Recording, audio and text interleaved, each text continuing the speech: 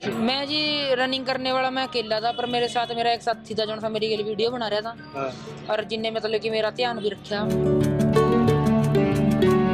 की करते सी रोज ही आप लगा लो जी 1.5 घंटा तो कम से कम लगा कर चलो, 1.5 से 2 घंटा लग जाएगा था मनो, क्योंकि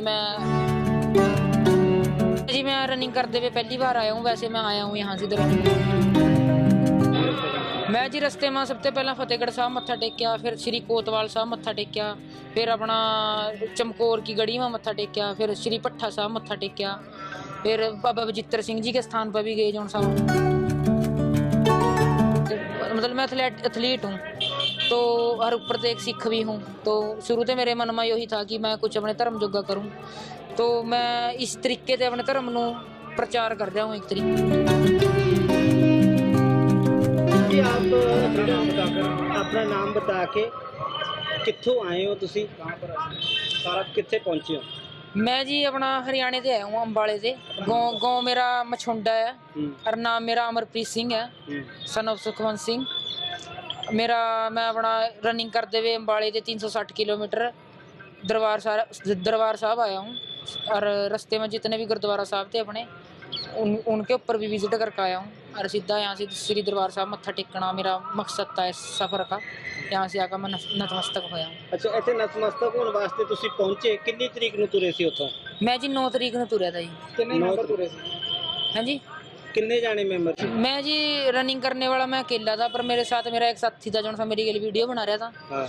और जिनने मतलब कि मेरा ध्यान भी रखा, मतलब कि हर तरीके से जिस तरह भी मैंने डाइट की जरूरत पड़ा थी, रनिंग करते हुए जो भी मैंने पानी की जरूरत पड़ा थी या कुछ भी चीज़ की जरूरत पड़ा थी, तो उन्हें मेरा भरपूर साथ दिया। रोज कितने घंटे रनिंग करते सी? रोज ही आप लगा लो जी 1.5 घंटा तो कम से कम लगा कर चलो, 1.5 से 2 घंटा लग जाएगा था मनो, क्योंकि मौसम के हिसाब से रनिंग करेगा। पहली बार ये कि अगे भी तुसी इत्थे आए हो? ना जी, मैं रनिंग करते हुए पहली बार आया हूँ। वैसे मैं आया हूँ यहाँ से दरबार साहब। कितने के धार्मिक स्थान पे मत्था टेक चुके हो रस्ते में? मैं जी रस्ते में सबसे पहला फतेहगढ़ साहब मत्था टेकिया, फिर श्री कोतवाल साहब मत्था टेकिया, फिर अपना चमकौर की गढ़ी में मत्था टेकिया, फिर श्री भट्ठा साहब मत्था टेकिया, फिर बाबा बजित्र सिंह जी के स्थान पर भी गए जो साहब हाँसी है बनया वा।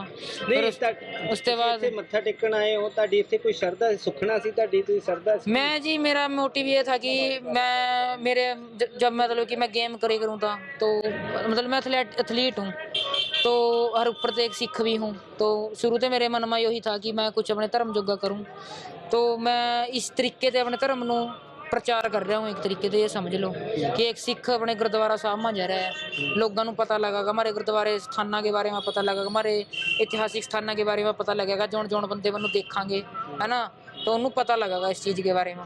तो ये मेरा तरीका था एक तरीके से अपनी सेवा करने का, जिस तरह और लोग सेवा कर रहे हैं धर्म का प्रचार करके, कोई प्रचार करके कर रहा है, कोई पेंटिंग करके कर रहा है, कोई राग लगा कर रहा है ना, रागी सिंह राग करा, प्रचारक एक प्रचार करा। इस तरह मैं एक एथलीट हूँ, रनिंग करूँगा, तो मैंने अपने रनिंग का जो सा गुण था उसनों यूज कराया और अपने धर्म जोगा कुछ काम कराया। किन्ने के मन दे विच खुशी होई जी?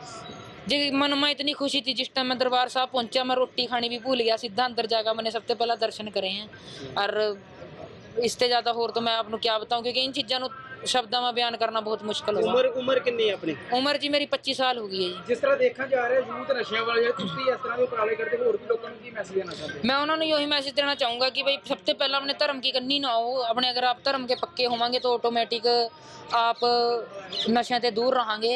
क्योंकि एक नॉर्मल सी बात है, अगर मैनू भी लेकर आप मैनू भी देखा तो कई लोग मैनू भी नैगेटिव कमेंट करा, मैनू भी बहुत कुछ कहा, मेरे केसा लेकर मेरी दाढ़ी नू कोई दिक्कत नहीं है, ठीक है। तो अगर आप भी ऐसी सोच बनावांगे, अपने आप को पक्का करांगे अपने उसमें, तो ऑटोमेटिक आपका एक मजबूत मन बन जाएगा, जिससे कि आप इन चीज़ों की तरफ जानेंगे ही नहीं। अगर आप इन चीज़ों को झेल सका, लोगों के नैगेटिव चीज़ों को झेल सका, तो आप जिंदगी में कोई भी हालात झेल सका और कोई भी अपना हैबिट अच्छी कर सका, मतलब कि नशा भी छोड़ सका, बहुत अच्छी अच्छी चीज़ें कर सका। 360 किलोमीटर? हाँ जी, 360 किलोमीटर लगभग। कितने दिन लग गए थे अंदर? मैनू जी 19 दिन लग गए। 19 दिन? हाँ जी, 19 दिन से सारे गुरुद्वारों की यात्रा करके? हाँ जी बिल्कुल जी, हाँ जी बिल्कुल जी। मैं बहुत से गुरुद्वारों की यात्रा करी, कुछ तो मैं अपनी जौन सी संगत जुड़ी हुई थी उन्होंने दिखा भी नहीं पाया, बट मैं परमात्मा का शुक्रगुजार हूँ कि मैनू गुरुद्वारा साहबां के दर्शन हुए हैं, है ना, कि भाई मतलब कि मैनू दर्शन हो गए, पर मैं माफ़ी चाहूँगा जिन्हों मैं दर्शन नहीं भी करवा पाया, जो सा गुरुद्वारा साहब रह गया है ना। ਤੁਹਾਡਾ ਉਪਰਾਲਾ ਹੋਰ ਵੀ ਆਪਾਂ ਲੋਕਾਂ ਨੂੰ ਇਸ ਤਰ੍ਹਾਂ ਦੇ ਉਪਰਾਲੇ ਦੇ ਵਿੱਚ ਜੋੜੋਗੇ ਨਾਲ ਆਪਣੇ? मैं जी ज़रूर जोड़ना चाहूँगा और मैं आगे भी कोशिश करूँगा कि मैं जिस तरह की तख्त श्री केसगढ़ साहब गया, तख्त श्री अकाल तख्त साहब आया, जिस तरह सिखा के 5 तख्त हैं ना, तख्त श्री दमदमा साहब है, तख्त श्री हजूर साहब है, तख्त श्री पटना साहब है, मैं वहाँ का भी विजिट ज़रूर करना चाहूँगा और लोगों को दिखाऊँगा और कोशिश करूँगा कि मैं रनिंग करके कुछ ऐसा कर सकूँ या फिर कुछ साइकिलिंग करके कुछ। ਇਸ ਤੋਂ ਬਾਅਦ ਵੀ ਯਾਤਰਾ ਤੇ ਜਾਣਾ ਹਲੇ ਭੱਜ ਕੇ ਹੋਰ ਕਿਤੇ? मैं जी कोशिश करूंगा अगर परमात्मा ने अकाल पुरख की कृपा हुई और मनो अच्छी सपोर्ट बनी रही लोगों ने अपना प्यार दिखाया तो ज़रूर मैं कोशिश करूंगा, क्योंकि इस टाइम तो मेरी हालत बहुत ज़्यादा ख़राब हो गई है इस सफ़र के बाद, क्योंकि मैं बीमार भी हो गया बीच में बहुत ज़्यादा और इस टाइम मेरी हालत अग्गा जाने की है नहीं। पर मैं कोशिश करूंगा कि इन फ्यूचर में जौन से स्तर अपने रह गए तख्त साहबान रह गए 3 वहाँ से इस तरह का कोई उपराला कर सकूँ।